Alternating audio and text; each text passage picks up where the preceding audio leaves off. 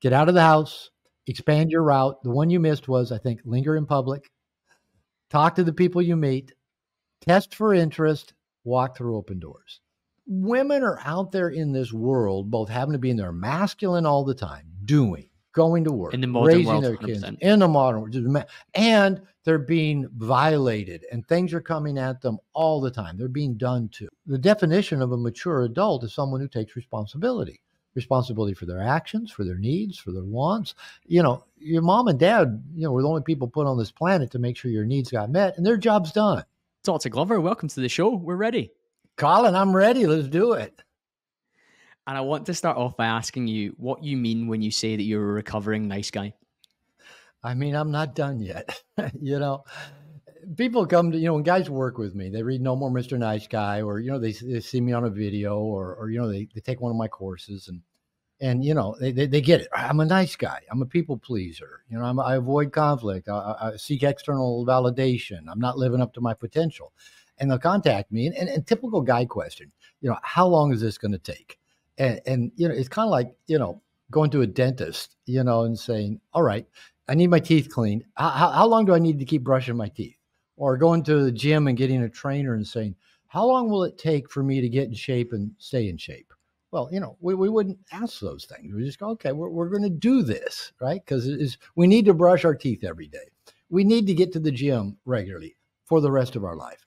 And in terms of just our own personal development, whatever it is we're working on, that we're addressing, where we want to grow, where we want to challenge ourselves, that's a lifelong process.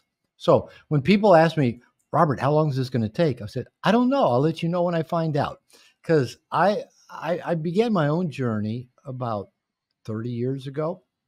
And, if you had met me back then, I would have told you I'm a nice guy. I'm one of the nicest guys you'll ever meet. I couldn't understand why everybody didn't follow this paradigm of, kind of repressing their own wants and desires, avoiding conflict, giving, being generous.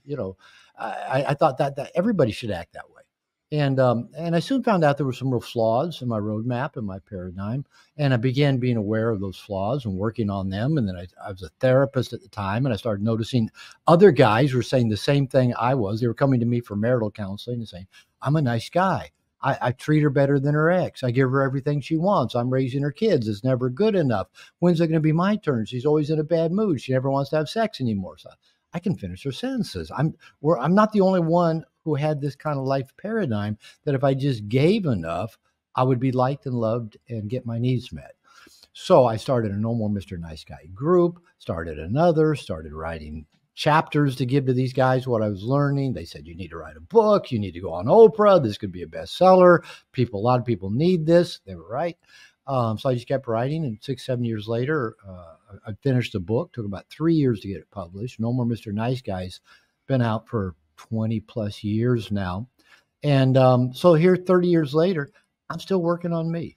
I still realize that a lot of things are wired into my nervous system that just affect how I just get up and walk the planet and deal with the things around me. So I think I'll always be working on that discovery process of, wow, what's this? That's interesting. I'm glad you brought up your nervous system, Robert, because I'm always keen to understand, because with nice guy syndrome, as we're going to call it, where does it come from? What are the drivers behind it? And how does it become a trait for so many of us? Okay. Yeah, we could call it a trait. Lately I've been calling it a neuroses. And that's not a negative thing. We all have neuroses. And I'll explain in a minute what that is. But where I think nice guy syndrome tends to originate, and there's nice girls out there, nice guys out there. I've been working with nice guys, for 30 years. I keep seeing younger and younger generation, more and more nice young men out there. Nowadays they call them simps. So they got their own name for it. It's such a phenomenon. Yeah, you know what I'm talking about. So I think everybody's different. There's no one, this picture fits all for every nice guy. And not every nice guy is the same or manifests the behaviors in the same way. But the two things that tend to drive most nice guys deep at our emotional core are shame and anxiety. And then I'll say more about both of those. When we're born, we're very dependent, needy, immature, And again, totally dependent on our caregivers for our survival. Any uncomfortable experience a child has, 2 weeks old, 2 months old, 2 years old, we're hungry and we don't get fed, we're cold, we don't get bundled up, we're colicky and nobody, picks us up. Maybe our parents are fighting, maybe they're neglectful, maybe they're preoccupied, maybe they're depressed, addicted, any number of things. Any uncomfortable experience a child has, they emotionally internalize that that's about them. They're the cause of that. Now, they don't think that because our thinking brain isn't online till maybe about a couple years old and doesn't finish developing in men until about 25. But our reflexive brain, down here on the brain stem, down under, that's about survival. The amygdala that manages heart rate, respiration, fight, flight, freeze, all about survival. That's fully functioning. And the theory is the amygdala, which is, there's two of them on your brainstem, the size of your little fingernail, store up emotional memory of your earliest experiences. That gets hardwired into your nervous system. It's part of your fight, flight, freeze, your sympathetic nervous system. It's all about survival.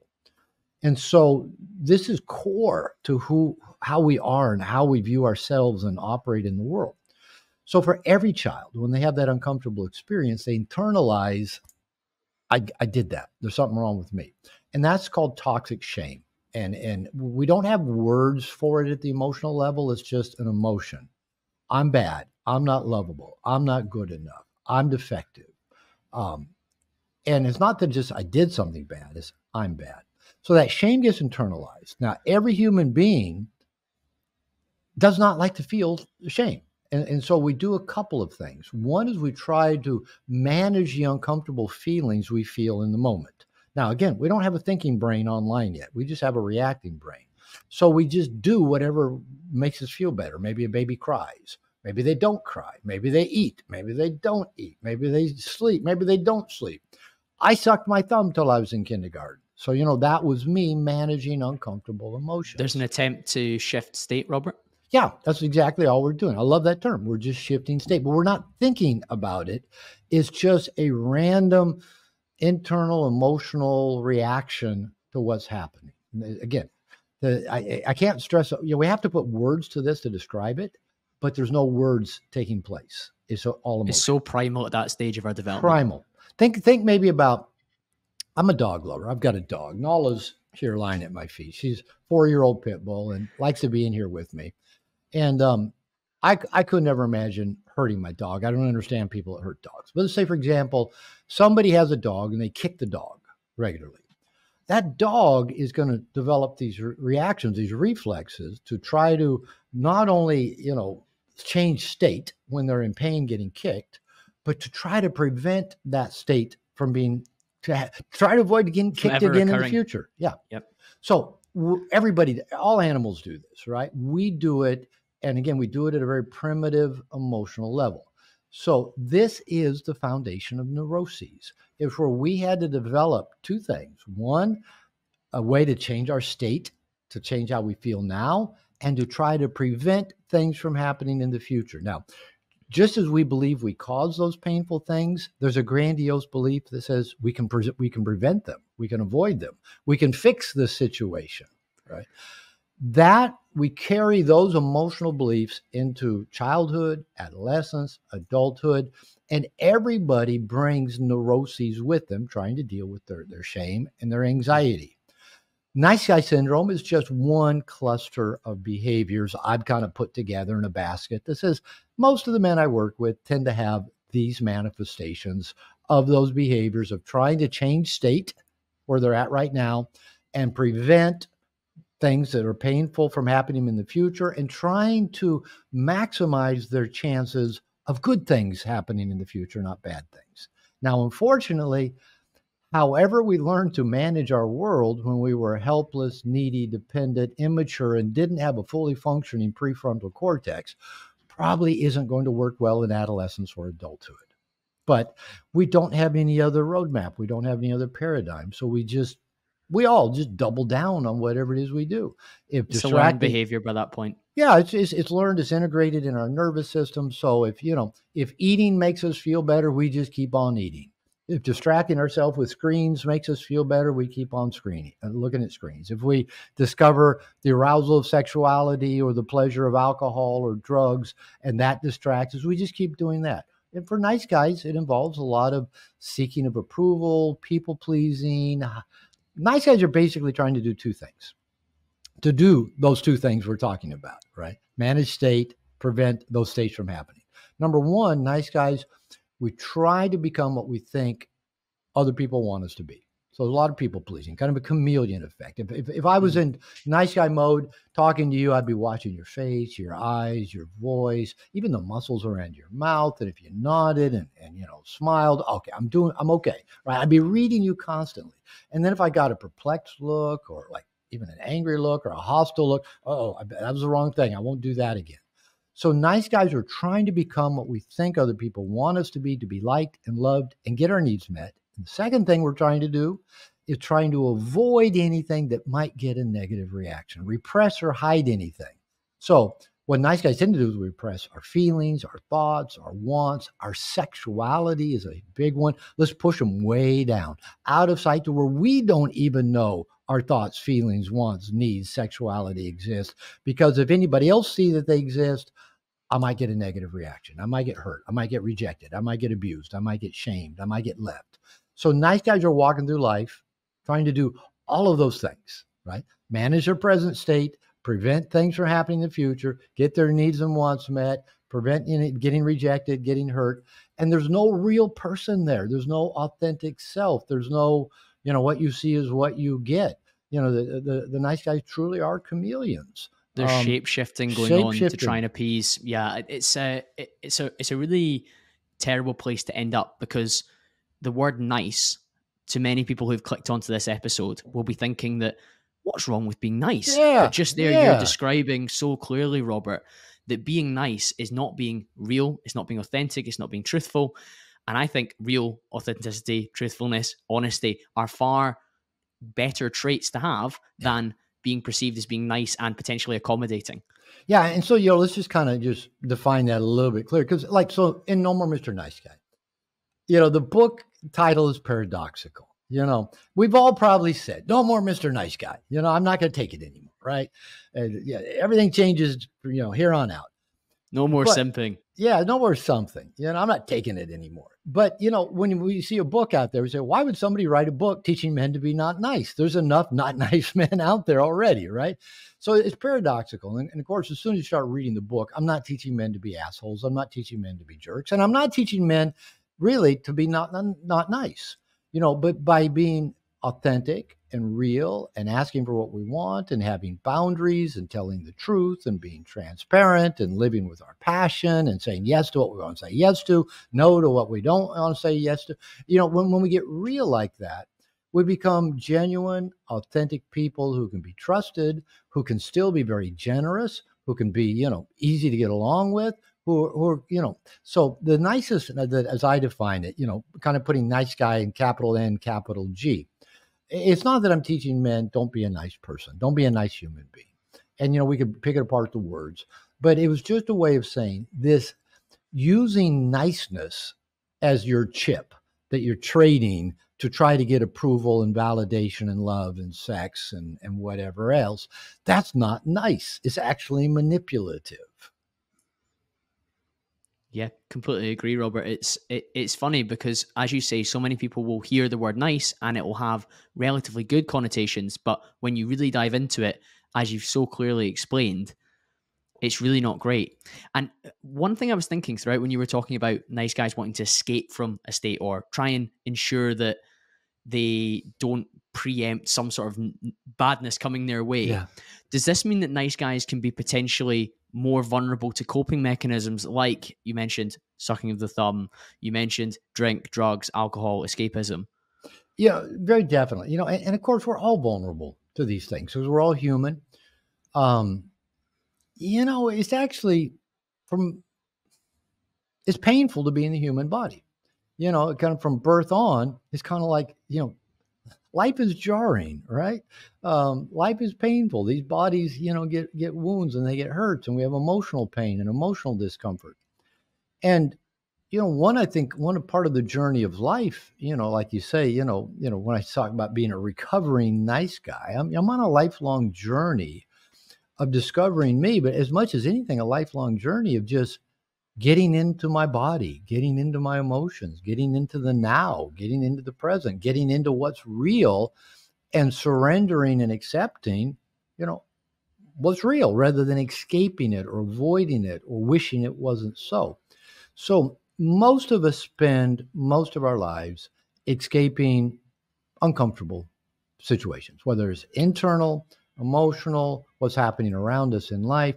We're all escape artists. We're even escaping our own freedom. Freedom scares us. We don't like to be free. And I mean that purely kind of an emotional, existential kind of way. So whether it's nice guys or probably, I often say, and I know this sounds kind of, maybe dismissive or mean, but I say that about 98% of the population are like cockroaches. We're born, we breed, we consume, we die, and we think that's a good life. Well, it's not. It's not a good life. There is so much more to life than just being born, breeding, consuming, and dying. There really is about being in the moment and experiencing everything that there is to be experienced. These machines are just built with so many sensory inputs and so many capabilities. We waste all that. We escape all of that good stuff because it means being uncomfortable like we were as small infants. And that was a death experience. Like, oh no, I'm going to die.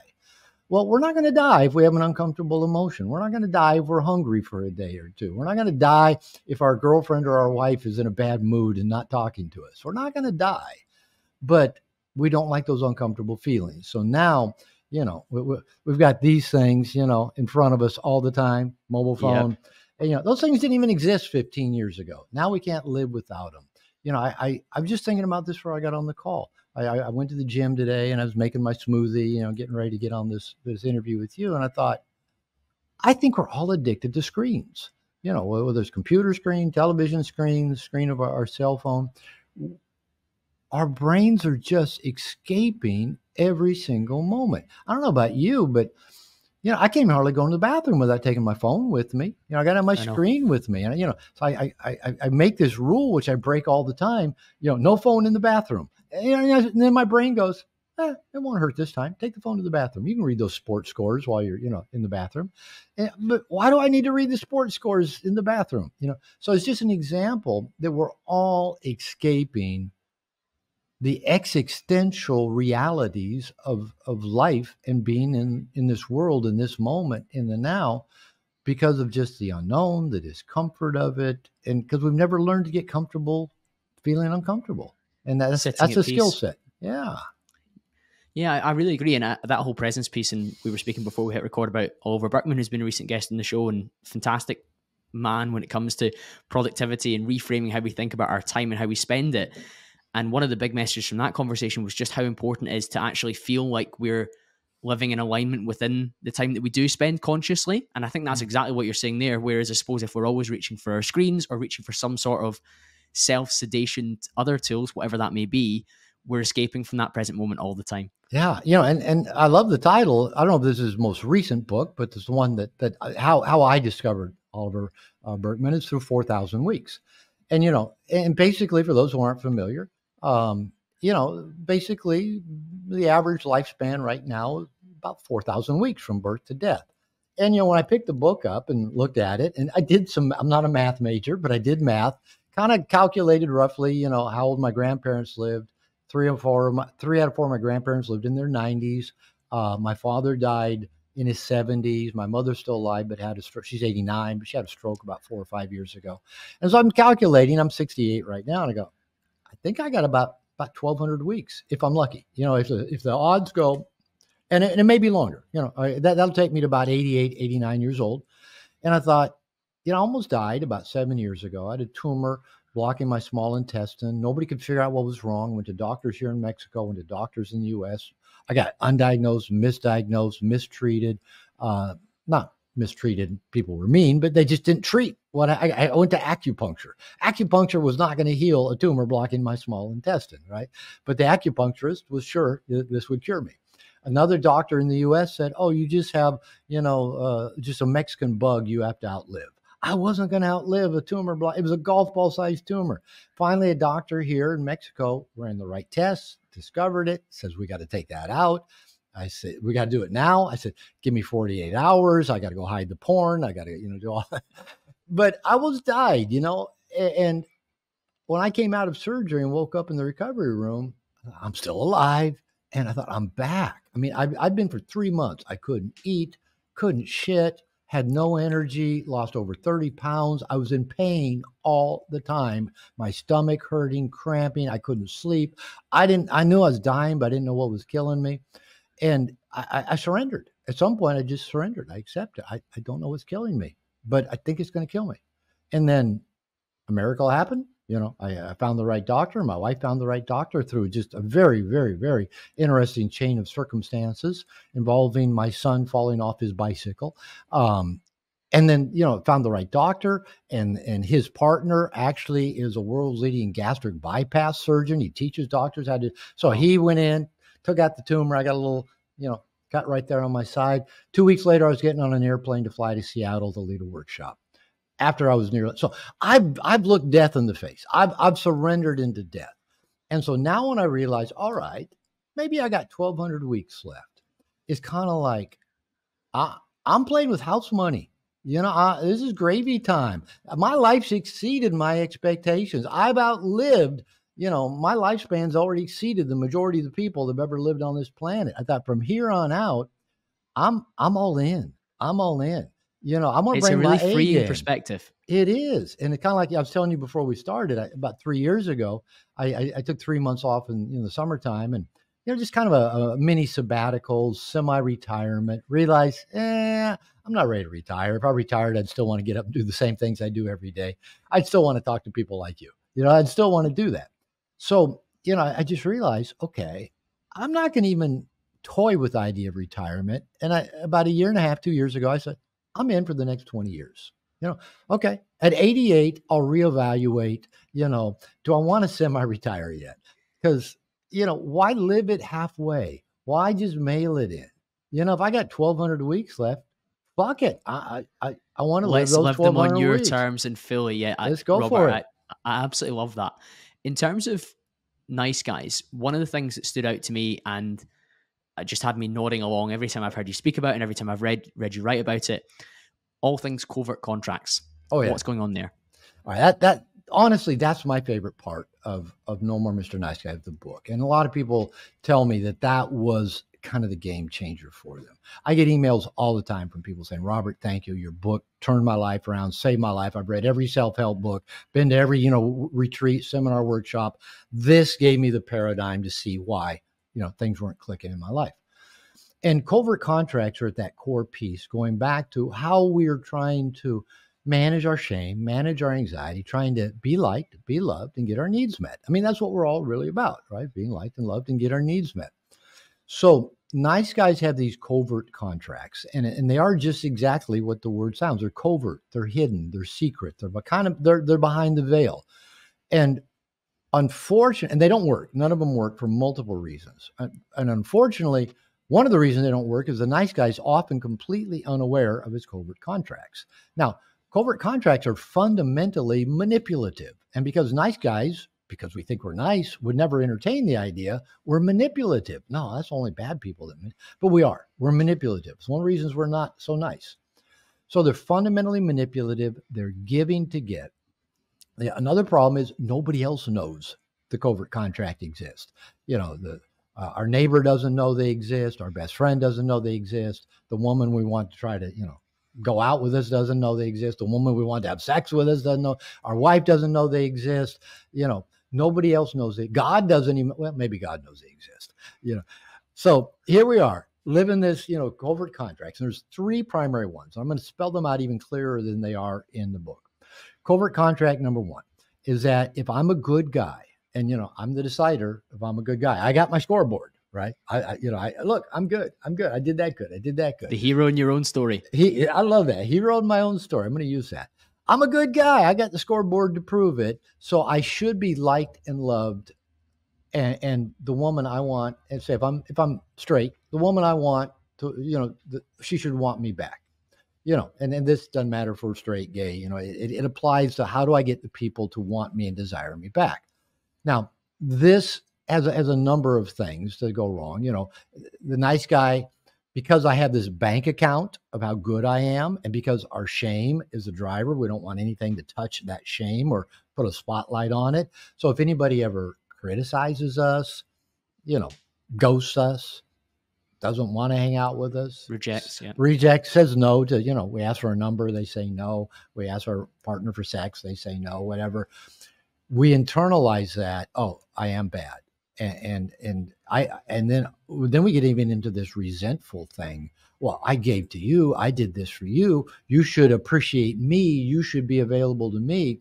And if you go blog, if you go on Google or, any search engine and search for nice guys, and if you find any articles or blogs written by women, almost always there'll be a cautionary tale of the woman saying, watch out for nice guys, and they'll tell this story of some guy that, they became friends, her and the guy, and the woman's going through a tough time, and the guy was helpful, and he listened and pitched in and, shared his resources and made her car payment and helped her sister move and listened to her talk about her ex-boyfriend that she kept going back to. And then all of a sudden, out of the blue, he kind of makes a move, asks her out maybe, or makes a sexual advance. And she's startled and says, you want to go out with me? She goes, what? With you? No, we're friends. I couldn't do that. And then the guy's pissed off. He's resentful. His covert contract was, I call this nice guy seduction. I'll listen to you talk about your problems. I'll be different than the bad men you're complaining about. I'll help you, I'll pay your car payment. I'll come pick you up and drive you home when you got too drunk, and the date you were with, drop, whatever it is, you're going to like me and you're going to want to be my girlfriend and you're going to want to get naked with me. And then when it doesn't happen, because the woman had no clue, and I say she had no clue, she did. I promise you. When a guy is doing all of these nice things for a woman, she may have no inclination that she's ever going to get naked with him or be his girlfriend. She knows what the guy wants. Women know why we talk to them. They know it's because they have breasts and we want to see their breasts. They know that. So when the woman acts like, I had no idea that, he had all that. Yeah, she did. But deep down, she had an awareness of why. No, not even deep down. She knew. Not even deep down. She knew why he was talking to her, listening to her talk about her problems, paying her car payment. She knew why. Okay, but they're right. The women that I've read several of these kind of blog articles. They're right. Is it because of the nice guy's covert contracts? They're passive aggressive. They're resentful. They're not nice. And even some of these mass shooters, I remember several years ago in Santa Monica, the guy that just went around and just started shooting, a bunch of people in Santa Monica, California. It was mainly because of his covert contracts that none of the pretty girls that he'd ever, been a nice guy with ever reciprocated. So he's going to go out and shoot them. Now, that's not just nice guy syndrome. That's mental illness as well. But underneath there was that covert contract.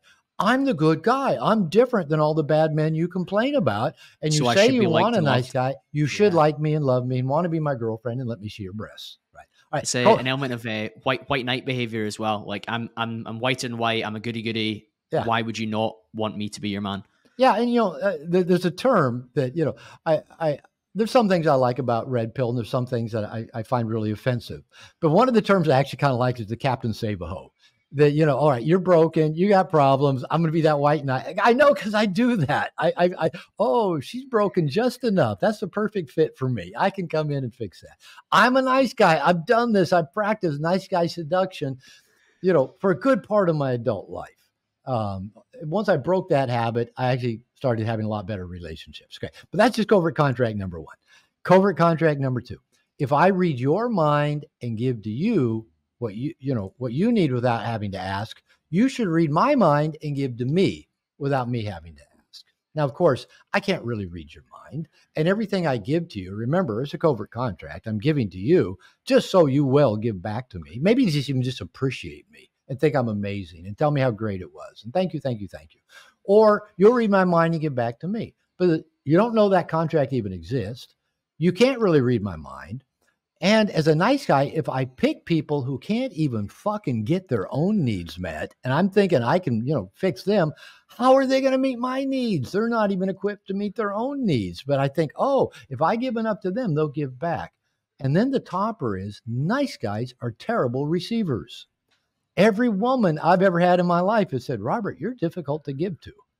So if I hear that from every woman, it must be true, because I don't want to be like my dad. He was selfish. He'd boss my mother around. Mrs. Glover, get me something to eat. Mrs. Glover, get me a fork. I don't want to be like that, right? It was a learned behavior younger. I'm going to differentiate myself. Definitely. I'm not going to, and then later on in adolescence, hearing the angry feminism and hearing all the women, oh, men only want one thing. I won't be that guy. I won't be the guy who only wants one thing.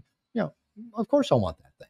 But I even hide that from myself. But I'm going to give to you, you'll give to me. But nice guys are terrible receivers. It triggers our shame. It triggers our anxiety. We think we're doing something wrong if we ask for help, if we let anybody give to us. Talking about a recovering nice guy, I'm still working at letting people give to me. I still have to consciously, because I reflexively do it myself. I've had to learn to delegate. I've had to learn to ask people to help. I either reflexively do it myself, or if somebody offers to help, I got it. I can do it myself. My wife she's a beautiful creature. And we've been married 7.5 years, and she's just a giving, caring person. And she could kick my ass. She's a gym rat too. She grew up in poverty. She had to fight her way through life. And, we'll be sitting at the table, and I don't have a fork. And so I get up to walk to the kitchen. It's 20, 25 steps into the kitchen to get a fork. She'll go, where are you going? I need a fork. This is all in Spanish, by the way, because she doesn't speak English. So I got to learn Spanish when I met my wife. So I necesito un tenedor. I need a fork. And she goes, I'll get it. Now, if I agree to let her get it, that makes me feel like my dad. Kind of like, Mr. Glover, get me a fork. And I go, no, I got it. Because I do. I can walk in the kitchen and get my own fork. I know. You can serve your own needs there. I can. But you know what? My wife has sat me down on more than one occasion and said, listen, you bless my life in every way. You pay for everything. I have a good life. My children have a good life. I have everything I need, everything I want. You love me in so many ways. She said, let me love you by doing these things for you. Let me go get a fork for you so I can show you that I love you. And so when she puts it that way, that her doing that for me is her way to show she loves me, is to say, you show your love in so many ways. Let me love you back. And so we nice guys, I've had to learn and work at letting people love me, letting people do things for me, let them care about me. And that's hard for nice guys. You must be willing to receive the support and not feel shameful about receiving it. Yeah, well, I might still feel shameful and anxious, but I got to soothe those feelings, right? Disregard. Okay, understand fully. The feeling, that's the beauty of doing this work. Whatever we bump into that's old is going to bring up feelings. That's okay. Now we can just recognize them for what they are. Oh, that's a feeling of shame or of anxiety, or I'm being hurtful or abusive because I'm letting somebody, or I'm being like my dad. No, I can just watch it now, take a breath, and go, okay, sure, you can get me a fork. And so that's these little practices. So that's covert contract number 2, is that giving. I'll give to you, you read my mind and give to me. Covert contract number 3 is if I'm a good guy, if I do everything right, then I'll have a smooth, problem-free life. So if nothing will ever go wrong. Nothing will ever. It's Peter Pan-ish. Life should always be good. Always should be smooth. Never should be unpredictable. But we live in a chaotic world. Everything about the cosmos is chaotic. It's constantly in change. But nice guys do not like change. We want everything smooth, copacetic, easy, want everything pushed to us. We want to live in the nursery and not have any challenges. And so we Robert, think this if is I one of do the it ones right, that speaks to me. That'll happen. This one really speaks to me because I'm somebody that likes, to use a Jordan Petersonism, I like to have order and I like to have relative control of how things are going. And my hope is that if I can control as many of the controllables as I can, then less things will go wrong outside of that. Yeah. Now, of course, I can try and be stoic and be calm about when the storm does come. I've done the work to be ready as possible for it. However, if you fall into the extreme end of nice guy syndrome in this regard, you just think that if I just nail every variable, if I just control everything And I I can, can, then nothing. and I Yes, can. and I can. I'm, this grandiose belief. I can do it. I can nail them all. And then again, when we think we've nailed them all, and shit still happens, God still doesn't hear our prayers. God doesn't make the tumor get better. The woman who used to love us doesn't love us anymore. Our kids get ill. Shit still happens. That's when we grow. That's when we grow. But if we just double down thinking, well, I just have to try harder to do everything right, then I'm just not doing it right enough. Then that turns into perfectionism, which I don't think there's such thing as perfectionism. I think it's imperfectionism, because all we can see is what's not perfect yet. Or it turns into not trying, just not giving a fuck, not even bringing any energy to it. So they almost opt out, Robert. Yeah. So for example, there's no point in doing that. It's not even worth my time. Not going to work. I tried that once. It didn't work. I hear that so many times from guys. Oh, I tried that. I tried talking to a woman once. It didn't work. Okay. What if, when you were like, 14 months old and, you tried standing up one time, it didn't work. I fell down. I tried walking, you can imagine talking to some like 30-year-old, they're crawling around on the floor, just scooting on all four. Yeah. I tried walking, it just didn't work out. I fell down, it's easier to stay on the floor. Yeah. We laugh at that. But we do that in so many ways. So I tried that once and it didn't work. I stumbled once, or I got embarrassed once, or I looked foolish once. I'm not going there again. And so we just opt out. I love that term. We just opt out. Away from the podcast, Robert, I am a sales director, and I also do a lot of sales coaching in the last 12 months for other guys that want to improve what they do and get better results. And one of the biggest things that I've noticed is that fear of rejection. And there's a lot of nice guys in the sales world who have these covert contracts that if I do this, then my prospect will choose me over the other vendors or other competitors. But so often they are covert, as you said, and they're unspoken. So one of the biggest things that I've been teaching, and it's really funny that we're getting to speak today, because just yesterday I ran a course where I use like mini closures or confirmation statements. If we can achieve X, Y, Z, then are you happy to appoint us? Are you happy to move forward with us? And I'm verbalizing that throughout the meeting.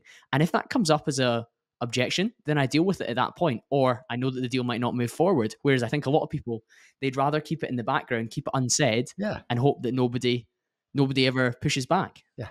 All right. I'm going to do two things. I'm going to let Nala out. And I'm going to go adjust my air conditioner. The vents didn't open, and I'm sitting here roasting. I'm going, why am I so hot? Sounds good, Robert. We'll hit pause. I'll see you in a second. And I'll come back to that. But we're back in. Salespeople have a lot of covert contracts. A lot of them. All right. Getting to rejection quickly.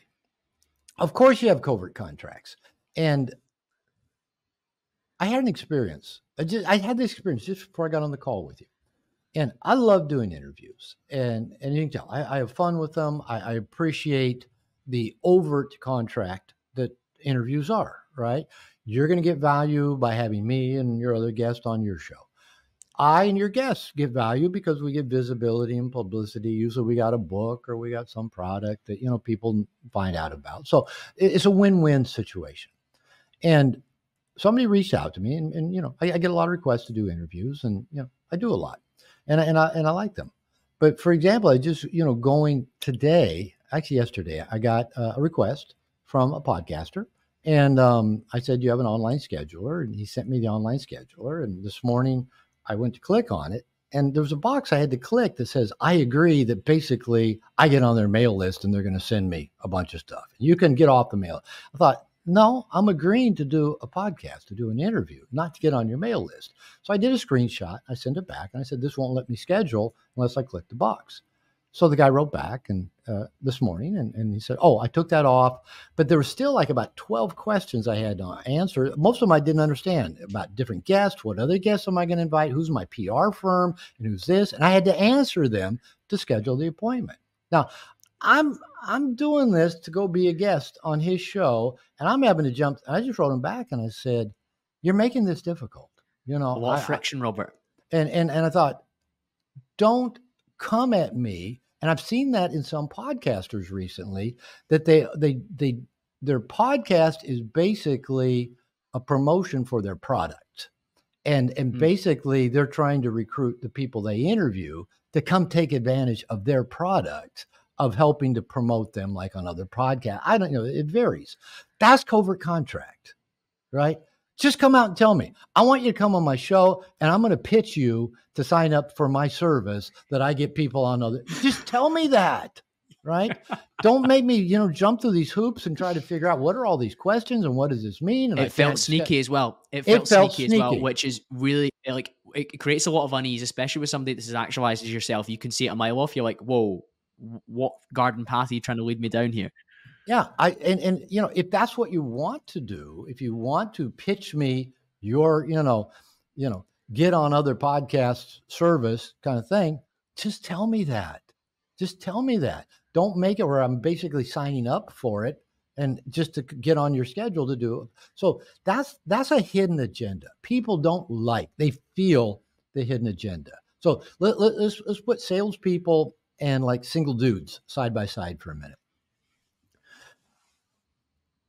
When I talk with men about dating, most of the guys I work with aren't really good at interacting with women. They're not good at approaching women and having a conversation.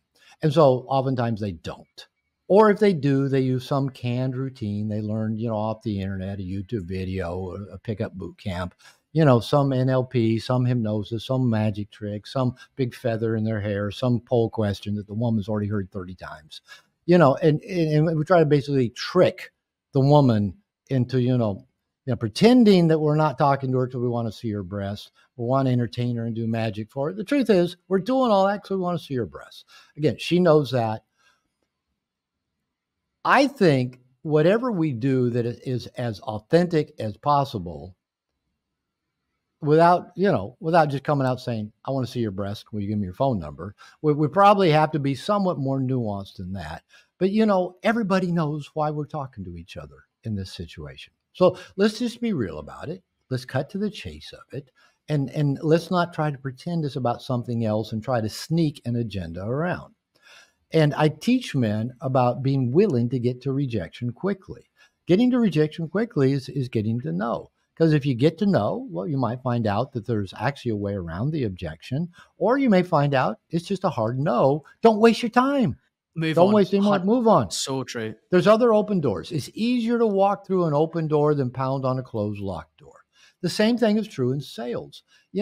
People know when they're being sold. If they go on a car lot, they know they're going to get sold. If they click a button on the internet, they know that, they're going to get sold one way or another, either through some sophisticated click funnel or a sales call or a video promotion. We know that. Why not just be upfront? Yeah, I'll give you an example. My YouTube channel that I launched just a few months ago, for Integration Nation, my men's membership program, just to kind of help visualize get visibility for the program. I found out after I launched the channel, oh, you can make money on YouTube. I didn't know that, right? And I realized you can make good money on YouTube.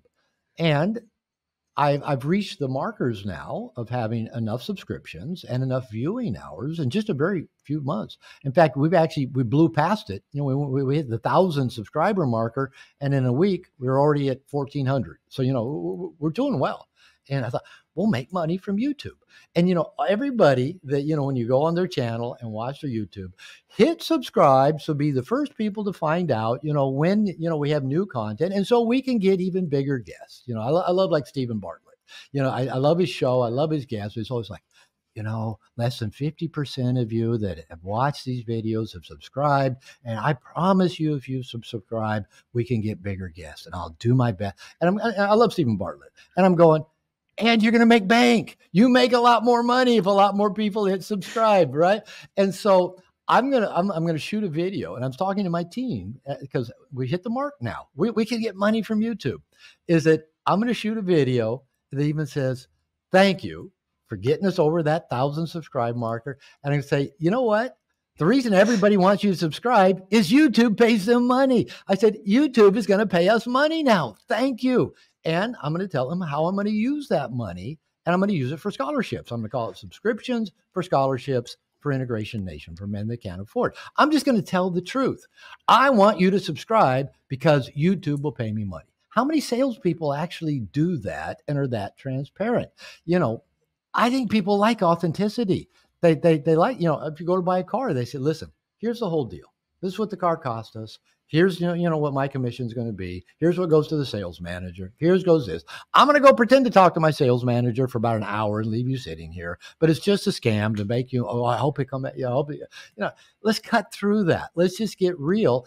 Get to yes quickly, get to no quickly, whichever it is. But I think people are attracted to authenticity and transparency. It's a virtue, whether it's in the dating world or in the sales world, that I think serves well. So yeah, your salespeople, let's just be clear up front. I want to get you to yes. And I'm going to set you up with a lot of questions that have yeses involved with them. And hopefully we'll get to the end and we'll do the assumptive close. How many should I sign you up for? Why not? Why not just be upfront? This is what we're going to do together. I don't know if it's relevant to the dating world. Maybe you'll tell me it is, but I often say in the sales world that I would rather be trusted than liked. Because if my client or my potential client trusts me, then they're willing to take a leap of faith, particularly from a fiscal perspective. But in the dating perspective, I would suspect that I would want somebody to like me, not just trust me. You know what? I'm big on the trust thing. We'll keep bouncing back and forth between dating and sales. That's okay. They're the same thing. And they have such good overlap. In the dating world, we men, unless you are just a really good looking guy, we men, I mean, like we men have no idea what women go through. The men that approach them, the men that have covert contracts, the men that, only do want one thing from them, the men that lie to them, the men that, spend a bunch of money on them, we think, well, women have it made, because, they don't have to do anything. The men approach them, they can say no, men spend money on them, all that. But, if you're walking around and every time you see a man look at you, every time you see a man smile at you, every time you see a man walk towards you, every time you see a man gesture, you don't know what the fuck he wants. Now, you know what he wants. He wants to see your breasts, but you don't know, is he going to have skills? Is he going to have a finesse about him? Is he going to have an authenticity about him? Is he going to be abrupt? Is he going to be abusive? Is he going to lie to you? Is he going to hurt you? Is he going to rape you? Women don't know. They're having to deal with that all the friggin' time. So you know what? If you had that since you were a little girl, right? Everybody, oh, aren't you a sweet little girl? Aren't you a pretty little girl? I mean, if all your life you didn't know what all these predators wanted from you, that's why I'm not a big fan of pickup, of just approaching a woman just because you think she's hot and your ego would like her as a girlfriend or you'd like to see her naked. I think it's invasive. I think it's why hashtag Me Too exists. Now, I'm not saying don't talk to women, don't respond to their signals, their invitations, their indicators of interest. I'm not saying don't be good at interacting with them. I teach men how to be good. But by being authentic, by being real, by being transparent, it does build a sense of trust in the women, because women historically, evolutionary, have been security-seeking creatures. Out in nature, from evolution point of view, they were not as strong as men, not as fast as men. Often were pregnant, carrying a baby, dependent, vulnerable. They've always felt vulnerable. Again, the whole hashtag Me Too thing was just a way of saying, I've been done too. I've been done. Me too. I've been done too. It's the vulnerability of the female that most men, maybe if we've been bullied, maybe if we've been sexually abused, we get it, right? But women tend to get that most of their lives, all right? So I think if you can communicate trust, not just through virtue signaling, which is nice guys try to do. I'm not like the asshole. I'm not talking to you just because I want to have sex with you. I'm not this one. I'm not, all that virtue signaling, maybe breaking, all your woke language. And there's a really good Saturday Night Live skit where 3 men hit on a woman in a bar. She's waiting on her girlfriend. One guy walks up, a t-shirt says, "The future is feminine." And, and he's talking about it. Another one walks up and he's talking about just all this virtue signaling of how they're into the feminism and they just love, this woman commentator and they did this march for women and this. And then as soon as the woman turns them down, they basically, you know, Snap out the character. they turn evil, right? They turn evil, and they call her evil names, right? And then she's at the bar, and another woman who's obviously a lesbian walks up, and all these men have been, oh yeah, don't you just hate that? You know, then she goes, kind of, then says something pretty, pretty direct of what she wanted to do sexually, and she goes no, and then the lesbian goes off on her. It's a really funny scene, but it's all this inauthenticity, the virtue signaling. I'm a good guy. Trust me. Give me what I want, and then then my covert contract, it's going to not be so pretty. So when I was dating, I can't tell you how many women. We went on a date or two, and maybe they came over to my apartment, and maybe we sat on the couch to watch a TV show, and they like fell asleep. Their head on my chest, drooling and snoring. And then they this isn't real sexy, but they wake up and they go, oh, I'm drooling. And I go, you were snoring too. Women are out there in this world, both having to be in their masculine all the time, going to work, in the modern raising world, their kids 100%. in the modern world, and they're being violated, and things are coming at them all the time. They're being done to. And all of a sudden, if they feel safe, if they feel secure, they can let their walls down enough that they'll fall asleep on a relative stranger's chest, on his couch, in his apartment, and drool and snore on his chest. Now, I came to learn that those women were going to be the best sex. Why? Because they felt safe with me. And when a woman feels safe, she can open. And when she opens, a level of expression to free themselves, emotionally, they'll open because they've already trusted me enough to say, okay, take me places I've never been. Take me places I can't take myself. And the ability of a man to take a woman places, David Data would say, fuck her to God. To be able to do that requires her sense of safety and trust to open and say yes, and then to say yes to more and yes to more. And the same thing's true in sales. I think, if a person goes, this guy's authentic. He's laid it all out here. He's not trying to pitch me something else that I don't know, or trying to get me to sign up for something, or the extended contract, or, the this or that and the other thing. I think trust and safety, authenticity works well in sales and in the dating world.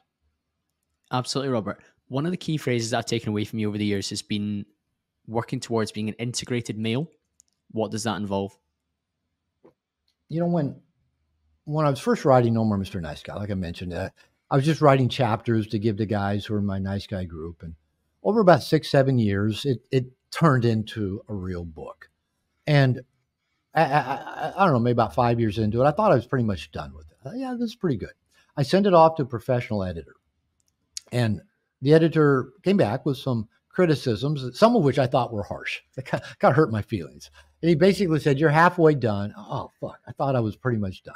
And he goes, there's too many illustrations. If I published everything I wrote, it'd been that thick, but as it is about that thick. And he said, you're telling guys what not to be. Don't be the nice guy. Don't be the passively pleasing, conflict avoidant. But he says, you're not telling them what's on the other side of that. And he said, and you're not telling them how to get there. You have to tell them what to do. And I go, I'm a therapist. You can't tell people what to do. And he goes, this is a self-help book. You have to tell people what to do. So 2 things came out of that I think made No More Mr. Nice Guy as good a book as it is. Not only my insights and my work with nice guys and myself, but 2 things. One is what's called the breaking free activities. There's about 50-something activities that say, do this, try this. Whether it's practicing getting to rejection, or whether it's taking a trip somewhere where nobody knows you, to a foreign country, maybe where you don't speak the language, to get out of your comfort zone and to try on just you being you. So there's like 50-something of those breaking free activities. But the other side of that was, he says, you can't just tell people, don't be a nice guy. What are they becoming? And, so, I sat with that, and I talked to a lot of people, and thought, well, what are we going to call these, recovering nice guys? And, there's no right word. It could have been authentic male, conscious man, open-hearted man. And I just came with integrated man. And to me, part of what was just that idea of integrity, because integrity just means everything is what you see is what you get. There's an integrity. There's a strength to it. And integration is when you can take all aspects of ourselves. The parts of ourselves we like, the parts of ourselves we want to keep hidden. Can we integrate them together? The light part of ourselves, the dark part of ourselves, the spiritual parts of ourselves, the material side, the caring side, the dickish side of ourselves. Can we look at all of those things? Can we bring them into the light and reveal them to other people? Start revealing them to safe people, therapists, a group, a coach, men's group. Can we ourselves look at everything and then let the world see that? So the integrated man isn't a perfect man. The mantra of my men's program, Integration Nation, it's just good men doing better. We don't have to become better men. We don't have to change who we are. I've got a little wristband on that just says "do better," and that's all I got to do every day. I don't have to be better. I'm good. I'm good. Now, as a buddy of mine told me one time, I'm struggling with I'd acted in a way that hurt some people I cared about and hurt myself and kind of hurt my reputation. And I was asking my friend about it. It was a psychologist. I said, I thought I'd kind of cleaned this behavior up in my life. Why did it show up again? And I struggled for a couple of years, kind of working through this piece of like in my continuing recovery process. And my buddy said basically, Robert, you can be a dick, but you're not a dick. He says, when you can integrate those two things together, you'll get a hand. So yeah, I can be a dick. I can be judgmental. I can be critical. I can be an ass. I can be impatient. I was probably a little bit dickish with that podcaster this morning when I said, I don't have time for this, but I did it with love. And so maybe the guy was clean his act up. And, I told another podcaster just a few days ago, I said, he asked me to, come on his show. And I said, do you have an online scheduler? Oh, no, just send me over some times you're available and I'll make it work. I said, no. If you want to make a good impression on your guest, you need an online scheduler because makes you look professional and it saves us all this back and forth. When you're free, when am I free? When are you free? And, he got right back to me with a scheduler. And, I booked with him. So, I was pretty direct with him. I wasn't particularly dickish with him. I just basically said, I called him out. You want to succeed at being a podcaster, make it easy for your guests. Right? So my ability to be dickish, but I'm not a dick. Actually, I think maybe both those guys say, you know what? I got to take my act to the next level. I got to bring more of my A game because that's really all I wanted. I wasn't trying to be a dick, but okay, if you I can be both. People at the right time will take it the right way, and people in the right headspace will take it in a way that it's intended, particularly those that are growth minded. And if you host a podcast, you should try and be growth minded because you're going to have a lot of learning experiences along the way. It's maybe it's not a direct route. I certainly think so. What are some of the practices then that somebody can undertake to try and become more integrated as a man? All right, let's think about what we started out talking about. If our neuroses, whether it's nice guy syndrome, whether that's however that manifests in life, whether that's in hiding from life, whether that's being perfectionistic, whether it's being addictive, whether it's being conflict avoidant, whether it's being oppositionally defiant, right? Whether it's being a full-time dick all the time, right? Well, all of those things are triggered by shame and anxiety. So it seems like if we can work on the shame, we can work on the anxiety, we can go a long way to working on our neuroses, our defense mechanisms, our survival mechanisms that we adopted at a very early age that don't serve us now. Now, we hang on to them because that's all that we got. They're familiar. They've been there. They're reflexive. Kind of like the Viktor Frankl quote. I'll butcher it, but between stimulus and response, there's a space. And in that space is our power to choose our response. And in that choice is our power and our freedom. That's what he says. I kind of butcher it. I've looked at that quote 1,000 times and I always butcher it, but I love it. So our reflexive response is coming out of that internalized shame and anxiety. Our conscious response, our open-hearted response, our in-the-moment response comes out of our ability to work through that shame and anxiety, to notice it when it gets triggered, and to find other ways of being with it rather than just pushing it down and doing our old reflexive type things. So I always start with nice guys. I say this early on in the book. I've been preaching it for years. You've got to find safe people. I started out in a 12-step group for sex addicts, got a therapist, joined a men's group later, taught by a woman therapist on sexual shame that I was in for 4, 5, 6 years. I was in that group and I wrote No More Mr. Nice Guy. Just even 7 years ago, I joined a men's program because I just was feeling disconnected. And I'd gotten married to my present wife and we were having some struggles and I knew I needed men in my life. So I still have good people in my life. I have a group of guys that I meet with every other week. We've been meeting together for 7 years. We're in it for life. And, if there's anything up for me, if I have shame, if I have anxiety, I tell them, I talk about it, and they do the same. So everything, I put it out there in the open. I get it out of my internal echo chamber and share it with other people. And so I often say there's nothing about me that at least somebody on this planet doesn't know. I have no secrets. I have nothing hidden. If I experience anything that, oh man, I got shame about that, I go tell somebody. Tell somebody. If I lose it, if I fuck up, if I act in a dickish way, I go tell somebody. Hey, I lost it. I got impatient. I threw something. I said a hurtful thing to my wife. I go tell somebody because that's the way I can begin to work through the shame of it, because shame won't let us learn. Shame won't let us grow. Shame wants to keep us stuck, feeling like we're a piece of shit. Now, if I can go tell somebody who's not going to shame me, who's going to give me feedback of maybe how I can be more conscious, or say, don't beat yourself up. It's all right. Make amends, change your behavior, whatever I need to do, I can learn and I can grow. So I got to work on the shame and I got to work on the anxiety.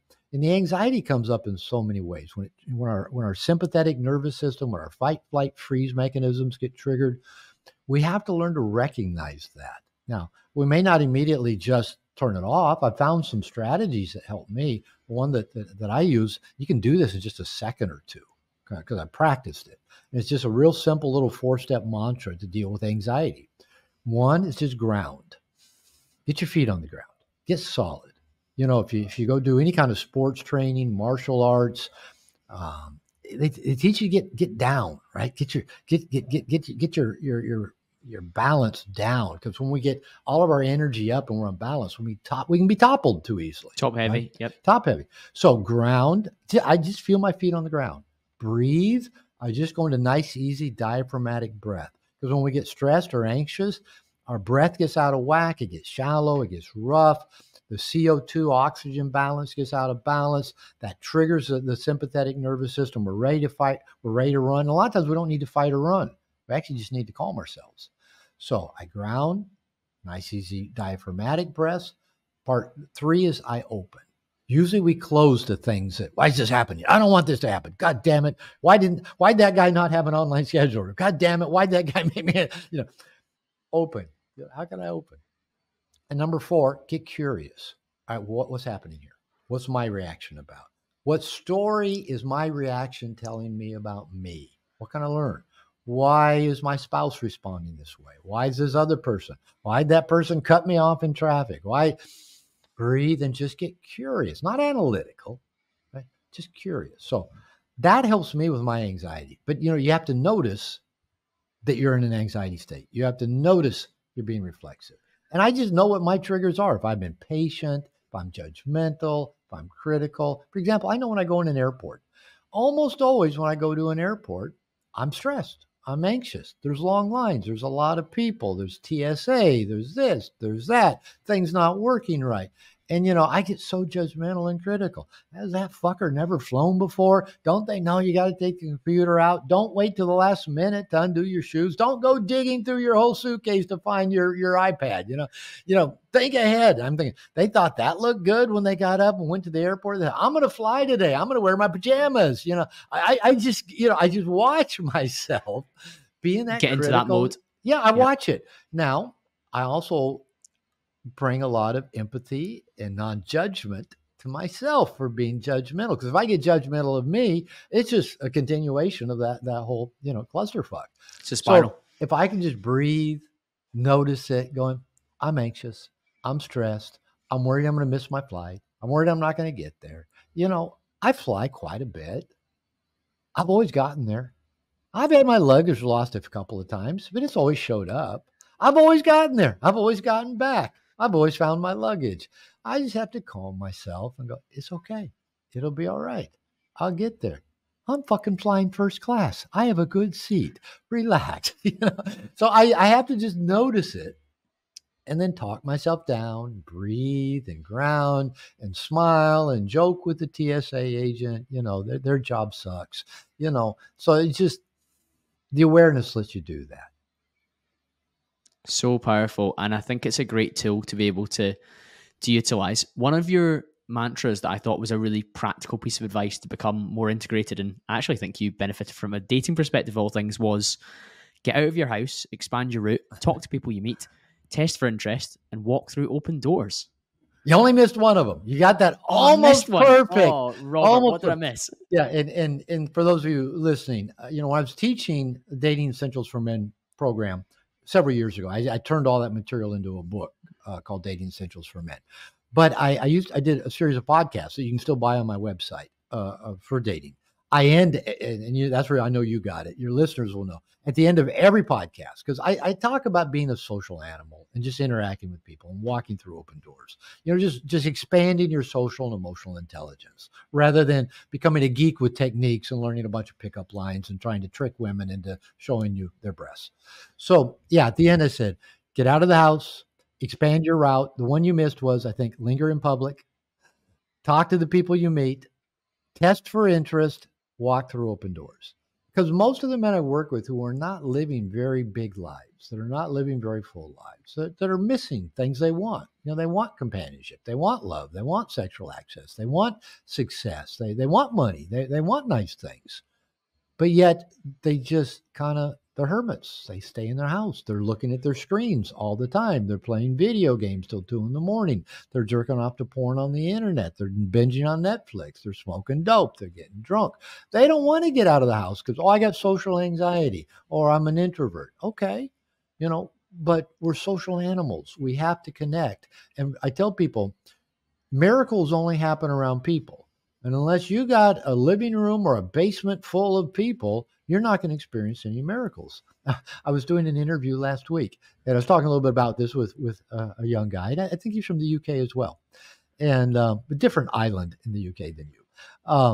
And he says, I'm going to do that. He says, I'm going to commit to talking to one stranger a week. I said, what the fuck? That's pushing yourself. I said, 3 a day. I'm being playful again, and I go 3 a day. Get out of. He goes, well, I'm finishing my degree. I'm working on my channel. I'm trying to do this, and I go, get out of the house, get out around people, and he's doing a self-improvement podcast. Go do the thing that scares you, right? And for a lot of guys, because it's easier to be on your cell. It's easier to be on social media. I encourage young men. Take all your social media apps off your mobile phone. And they all get a deer in the headlight look. No, don't tell me to do that. I say, no, put it, just look at social media on your desktop, on your laptop. Do it for 30 minutes a day. Go enjoy social media 30 minutes a day. But get away from this reflexive, doom scrolling on Instagram, wasting hours on YouTube videos, swiping right with women you're never going to talk to. Take it off your phone. I'm not saying quit.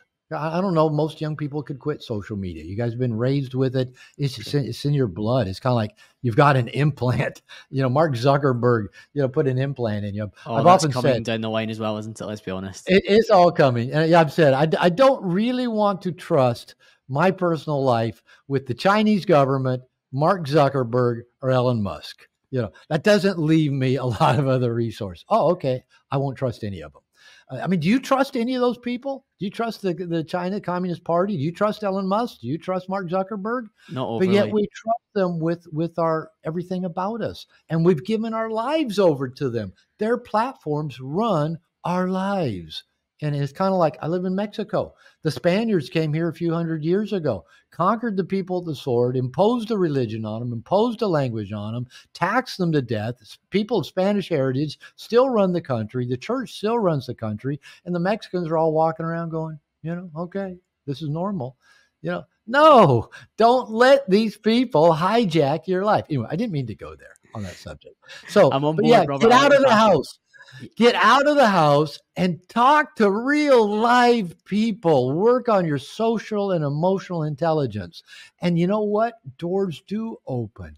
Interesting things happen. One of my mantras is I love waking up in the morning not knowing how my day is going to end. Now, if I don't leave my house, I can usually predict with some degree of certainty how my There's day is going to end. parameters. Yeah. Yeah. If I get out of my house, be around people, get out in the world, it's an adventure. And now it's good stories to tell, right? And, he who dies with the best stories, wins. So the stories happen when we get out and have a life. So that's really all what I'm saying. I'm not trying to rail against social media, but don't let that run your life. Get out and have a life. I found it really encouraging, Robert, as somebody that is what I would call and has become popular, like dialed in. I've got a really strong routine in order to fit in all the things I need to do. I time box my diary quite a lot, but I've absolutely, in recent years, I would probably say the last 2 years to 18 months, I've had more time in the diary, which has just been like blank time for like complete novelty. What comes up will come up. One of my like, and I actually have really worked actually from a dating perspective. I've actually looked for women that are more spontaneous than me, which isn't hard, but that's been really helpful, like to get that feminine energy in my life from different girls that I've dated, and even like guys that I've become more friendly with. They've been a bit more what I would call rogue. They've been a bit more like, oh well, fuck it, will we not just go and do this? And I'll be like, okay, let's go do this. Yeah, 100%. Now, I'm not perfect at it, and I'm not wired to be perfect at it, but when I listen to sources like yourself, it encourages me to take that leap more often. And guess what, on the other side of it is more comfort with doing that, and also more experience and more benefits. So I really do appreciate where you're coming from, where there's that whole linger in public piece, there's that whole test for interest, and just walk through open doors and just go and experience new things at times. Go out there and say yes to the doors that open. A good friend of mine who passed away a few years ago used to say it's a sin to say no when you should have said yes. And I've been using that mantra for 8, 10, probably 12 years now. And my life has just expanded and been blessed. I said yes to my wife. I met my wife. I was walking down the street in Puerto Vallarta, and I just heard a voice said, "Hola, señor, want a massage?" I said, "No, hoy, mañana, not today." I kept walking. Thought, I liked her voice. I turned around, walked back, and said yes. We've been married 7.5, going on 8 years. The house that I live in, I said yes. I didn't know how I was going to buy it, how I was going to pay for it. I bought it and paid for it in 3 years. Every piece of art, every tapestry, every color, every item, my dog, everything in my life, just doors open. And I said yes. I didn't have to pound on closed doors. They just opened. I said yes. And my life just keeps getting better. How do you test for interest, Robert? Okay, that's a whole nother subject. Let's dive into that one. It's really actually pretty simple. And it's the basis of all sales, by the way. So when I got out in the dating world, I was in my late 40s, and I'd been married twice, and those 2 marriages lasted about 25 years. And my first 2 wives were my first 2 sex partners. So I was pretty inexperienced. I hadn't dated since college. I sucked at it back then. I used nice guy seduction, meaning, I'd be in class. I'd try to sit next to a girl. I know all the answers to the professor's questions to try to impress her. I'd try to, offer to do something for her. I'd help her out with something. I'd listen. Do you need some help with your homework? Maybe after several weeks, I might say, I don't guess you'd want to go out with me tonight. Would you? It's amazing how many of them were washing their hair that night. I don't know why. Every girl I asked out was washing their hair that night. And so if I got a girlfriend, I hung on to them forever, right? And that's why I was married to 2 women for 25 years that I shouldn't really have ever dated more than 3 dates, but I didn't know how to date. So I got out in the dating world, and I thought, I need to learn how to date. I got to become a better picker, and I got to become a better ender. And so, a lot of my clients started, back then there wasn't tons of material. That we're talking about early 2000s, 2002, 2003. Neil Strauss had written The Game. So the pickup existed. So I read that. David D'Angelo had his double year dating programs.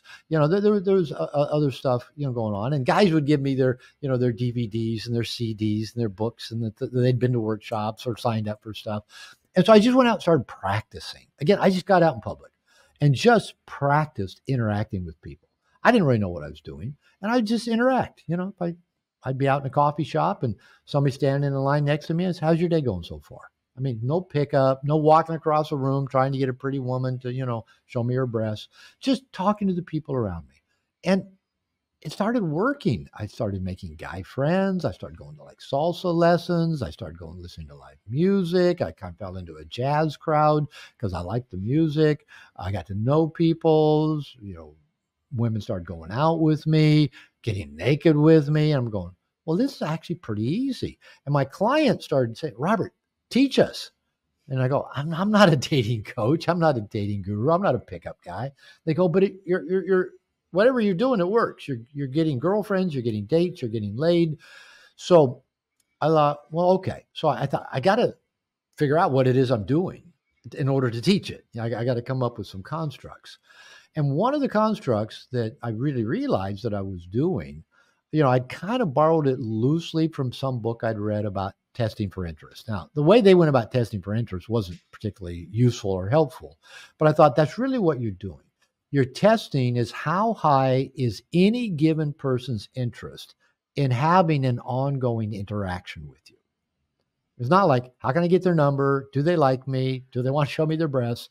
It's like, how high is the perception, because that's all we can go on, perception, of their interest in having an ongoing interaction with me. That could mean any number of things. So I would usually just ask people, how's your day going so far? Or if they had shopping bags, been shopping.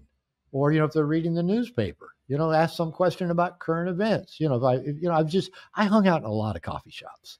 I'd take my laptop, I'd do my work, I'd read my books, I'd read my newspapers, and I just interacted with a lot of people.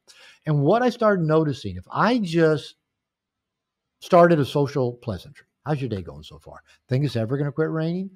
Think the home team's ever going to win a game? Whatever. Been shopping? Well, of course they've been shopping. People know what you're doing. They know you're starting a conversation. There's no secret, right? But then it they makes the can world a choose, better Robert, place. how they respond, and you're measuring that energy, which I think is such a helpful way for somebody to picture it. You're just putting your feelers out there and you're seeing if it's well received or not. Right. There's no attachment to that. How's your day going so far? So what I do is I observe. So level 1 testing, social pleasantries. Okay. How's your day going? No attachment. You're just being a social animal. Now, what you do is, how's your day going so far? If they look at them and say, it's going great. Actually got off to a good start, this and that. And then if they're reciprocal, they go, how about you? How's your day? That's high interest at level 1. Okay. Now, if you say, how's your day going so far? And they go, fine, and look back at their phone. That's low interest. Okay. It's a perception. High interest, low interest, and an ongoing interaction at level 1. Okay. And that's no harm, no foul. If most of those interactions will end quickly, right? A few sentences. Oh, it's going great. Oh, here's my floor. Oh, my drink's here. Whatever. I do this with bartenders at bars, at happy hour, people sitting next to me, people on buses, people at baseball games, wherever I went. Just, how's your day going so far? Just any social, pleasant, interactive starter. And if they seem to have high interest, great. If low interest, great, move on. Now, this is really good on airplanes because you sit down next to somebody on an airplane, you're going to be next to them for a few hours. And you better be able to test for interest because some people are good at this, some people aren't. Some people get right on the airplane, just put their headphones on, like basically, don't talk to me. I have no interest. Okay, don't talk to them. They have no interest. But you might just test, where you headed. Are you from here or going to where you're from? And if they talk and share a little bit and ask you that, well, again, reciprocity. If they ask you something, that's a perception of high interest. But if you say, where are you headed? And they say, and then they put their headphones on, get out their, their laptop, their iPad, their Kindle. All right, leave them alone.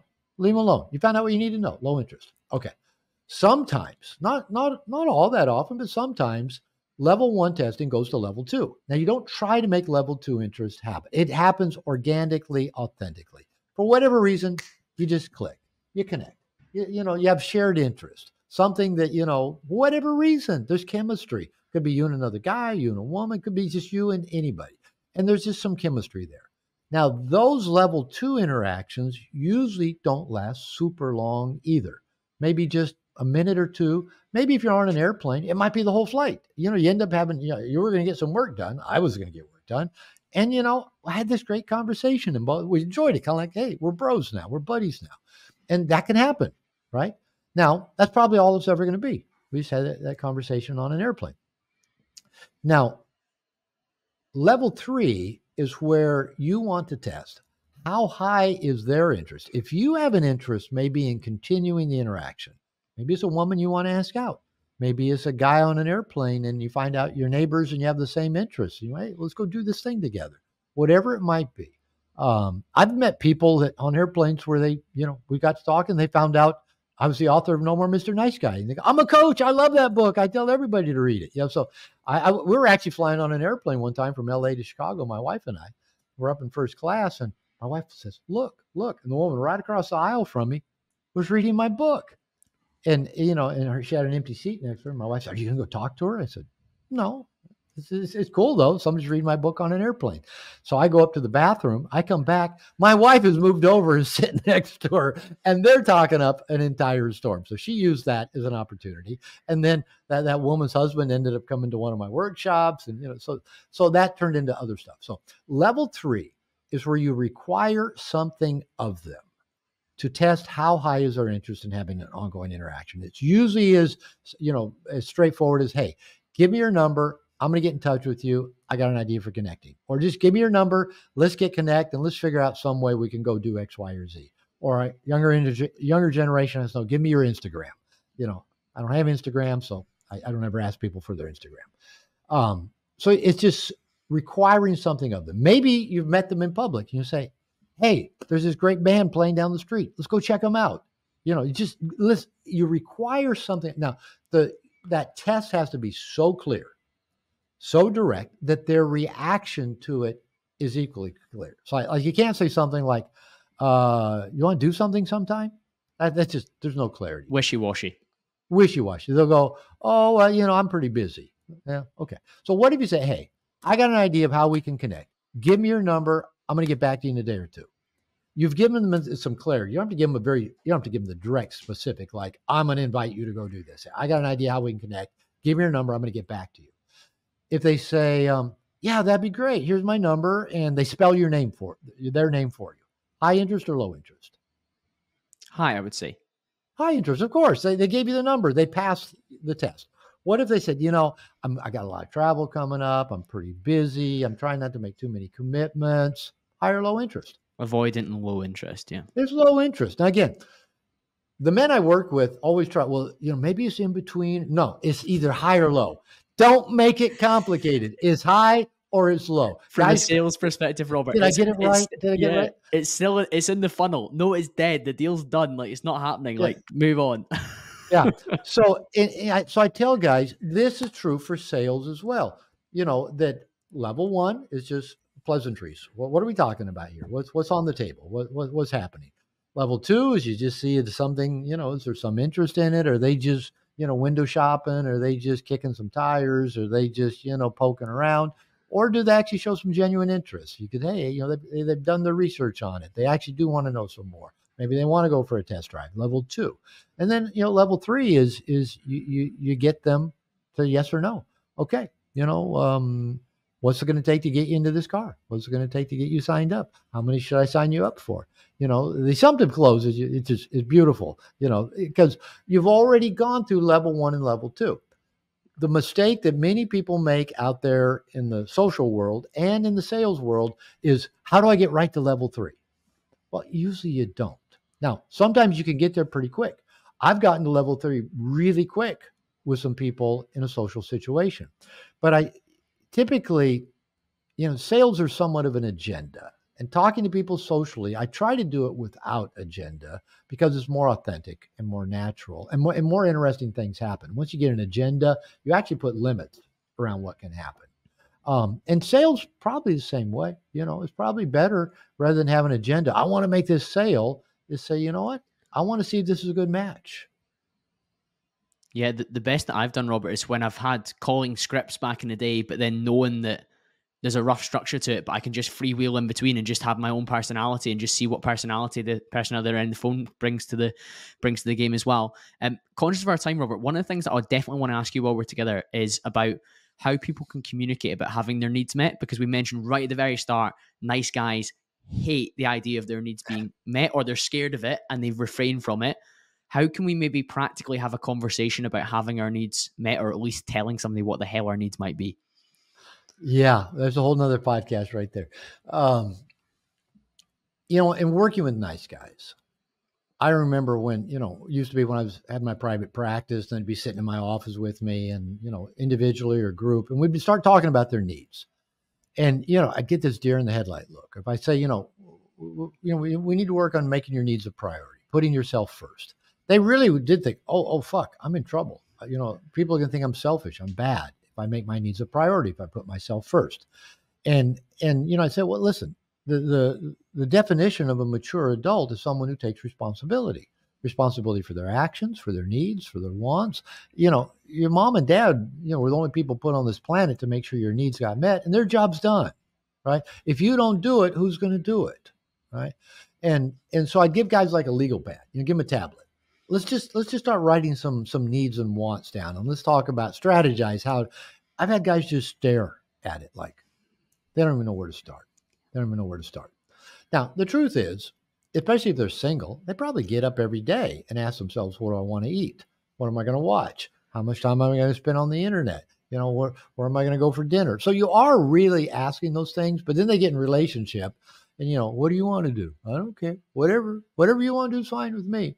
And that actually, I found is really frustrating to women. Women hate that. When we say, whatever you want, dear, doesn't matter to me. The woman's going, fucking make a decision. I make decisions all day. Don't force this one on me. Yeah? Show up. Be you. Have a backbone. Have a spine. Have a want. But yeah, nice guys think we're bad if we have the wants and needs. So here's the thing.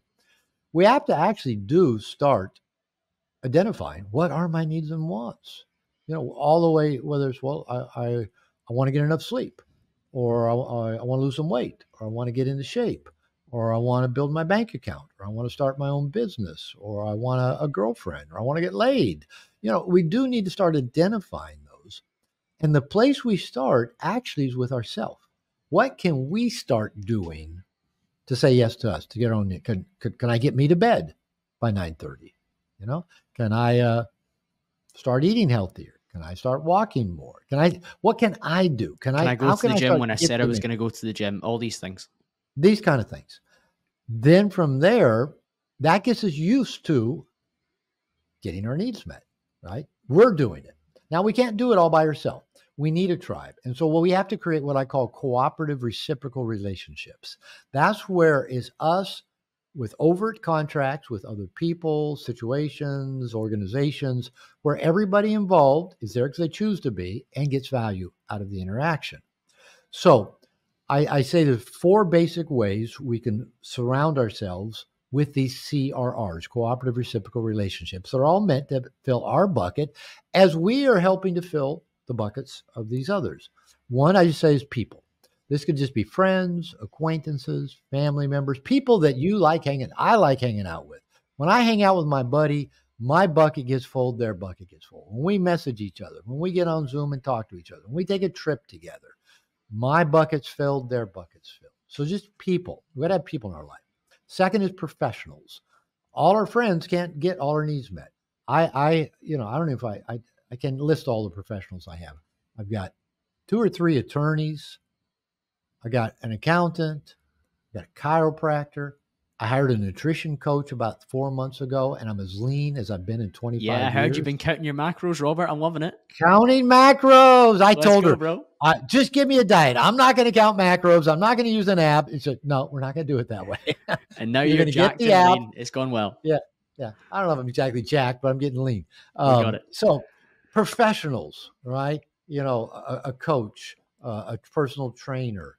And then you can have packs. I have groups of people. Okay. My men's group, my writers accountability group, my exercise accountability group, my accountability group, my men's program. I've got lots of packs, groups in my life.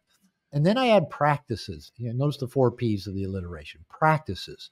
You mentioned your practice. I get up in the morning and on a good day, I meditate 20 minutes.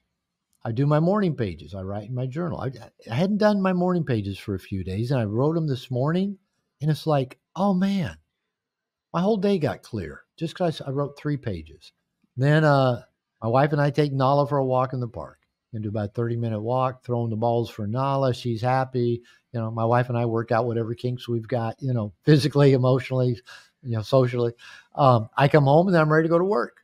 Now, during the day, I also connect with friends. I try to get to the gym. My coach has me doing a minimum of 30 minutes of zone 2 cardio 7 days a week. Those are practices. So I've got my life filled with things I do for me, my friends do for me, professionals do for me, my packs do for me. But it started with me doing for me, and then getting comfortable to either hire and pay someone to do it, or just me making the time to hang out with my friends. You and I right now have a cooperative reciprocal relationship. You get some value out of me coming on your show. I get some value of coming on your show and you posting it on YouTube. We're both getting value out of it. We both agreed to do it. Our contract isn't super overt. It's not written down what you get, what I get, but there's an assumption that we both get value out of it, or we would quit doing it, right? You wouldn't invite any more guests. I wouldn't say yes to any more podcasts. But there's value for everybody involved, or we'd quit doing it. So we need to fill our life with those CRRs, the cooperative reciprocal relationship, and we need to keep adding to the list. And like when I knew, I'd done a fitness challenge earlier in the year, I lost a little weight. I can actually still put some muscle on. And so I was leading a workshop down here in right behind me in my office. And I just told the guys, we were doing a worksheet for CRRs. And page 2 is, I need a nutrition coach. 2 guys said, I know a nutrition coach. One of them is a trainer. The other one had been working with a nutrition coach. I hired her because she has a master's in gerontology. She works with guys my age. She's really good at working with older men. And she's good. I mean, we're working on my hormones. We're working on supplementation. We're working on just, my diet. Just this week, she upped my protein target even higher and add a little more fat because I'm getting too lean and kind of fatigued. We got to hold it there. Yeah. Give you your energy. Yeah. Yeah. So, it says, okay, you need to be drinking more water. Let's shoot for 185 to 200 grams of protein a day. She started out at 185 and I talked her down to 165 after a while, but we're now back up to 200 somehow. So, I'm a protein eating fool. Machine. So I'm a machine, but it works. And now I let people help me and give to me and support me and be there for me. And it lets me then give and support and do sometimes. For example, yesterday morning, I was recording for 4 hours yesterday morning, 2 hours for a program I'm developing, 2 hours for an interview I did with a good friend of mine. That last night at 10:30 at night, I spent another hour and a half recording for the launch of the transition of our Integration Nation program. So I didn't get as much sleep last night as I usually do, but because I'm taking good care of myself in general, I have the energy for that kind of schedule. Oh, I believe in naps too. I need to add that to the list. I love, just that 15, 30 minutes, just rest your eyes, nothingness, You've got the structure. You're pulling in the right direction. You're ticking all these different boxes. And I think one of the things that I love about you, Robert, is that it's so practical, but it's based in the science. It's based in the hormones. It's based in the brain. It's based in everything that we do. And I've had so much fun having this conversation. I hope you've enjoyed yourself too. I'm sure the audience I have indeed. We had a fair trade. At least on my side, it worked. Where would you like the audience to head towards to continue the conversation with you? Because I'm sure they want to. Oh, Puerto Vallarta. Come on down. Come hang out. Let's go to Mexico. Let's go to Mexico. You'll love it. drglover.com is my website, drglover.com. It's got my courses, got my podcast, got my workshops, got my books, and just, everything that I put out there is there. IntegrationNation.net is my men's membership program. Right now, we're several hundred men. We're in the middle of a transition, which is really going to streamline a lot that we do. My goal is to give every man on the planet who wants a men's community a place to connect with men, to level up to the best version of themselves, live their best life, experience positive masculine initiation, and basically to learn to love themselves and let others love them. So that's integrationnation.net. And we launched that a year ago. Having so much fun. Been a hell of a lot of work. Made me question my sanity. Why at 68 years old did I launch a new company? But I'm so grateful that I have. I'm having so much fun. I love it, those Robert. two places are the best places to find me. Both of those will be linked in the show notes. Thank you to you, Robert, and thank you to you, the listener. I'll be back to speak to you all guys again very, very soon. Colin.